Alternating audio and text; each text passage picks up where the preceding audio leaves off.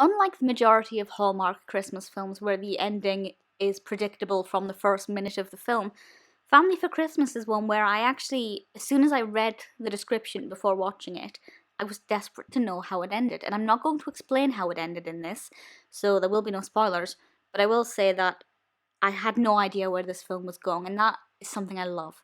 I do like a predictable Hallmark Christmas film because it's safe, but with this, I was really eager to find out what happened and how it resolved itself, and the journey up to that, although slightly predictable in terms of character action, was really enjoyable. So, Family for Christmas was released in 2015. It's directed by Amanda Tapping and written by Bryar Freed, and it stars Lacey Chabert, who's done several other films like this, and I really enjoyed her performance in this as much as I did the other ones. And I will read the description from IMDb because it is spoiler-free. This says, after a conversation with a man playing Santa Claus during her office Christmas party, a woman wakes up to find herself married to her college sweetheart and 2 kids. That sounds like she's married to her 2 kids, and questions her life choices. So basically, she is at the top of her career ladder. She's independent, she's a strong woman, but she's not lucky in love, and she doesn't have a lot of the things that are considered fundamental by a lot of people, i.e. the big house with the family. And one morning she wakes up and she's got all that, but she doesn't have her career. And I will say, first of all, when she wakes up, she is suitably stressed. So often with films like this, the characters are very accepting of this unusual circumstance. But she's very stressed and does everything she can to try and find people from her old life to help her realize what's happened. But obviously she spends time with her husband, who's played by Tyron Leitso. I should point out Lacey Chabert plays Hanna Dunbar, our protagonist. And she spends time with her children, or those who are supposed to be her children, Caitlin and Hallie, and she starts to question her choices and if she's made the right choices and if she's going down the right path.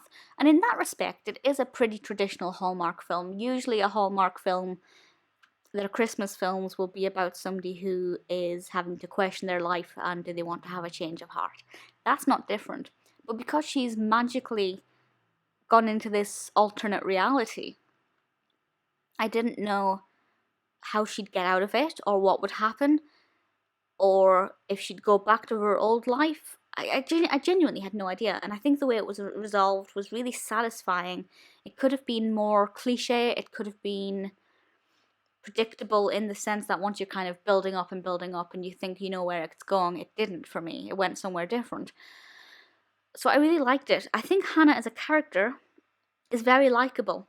She even treats her personal assistant quite well.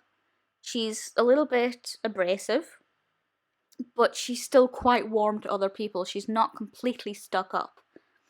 Whereas a lot of Hallmark characters in her position are quite negative and non-responsive to other people. Hanna is actually a really likable character, so when she gets herself in this predicament, I did want the best for her. And I wanted her to find happiness wherever her path should be taking her.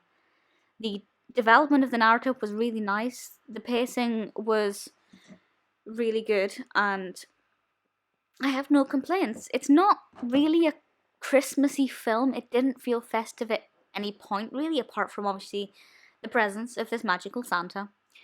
But I didn't really seem to get much in the way of festivities, festive spirits. But, I really enjoyed it. I thoroughly recommend it. It's not as predictable as a lot of Hallmark films. The characters were great. The cast is great. Very well acted.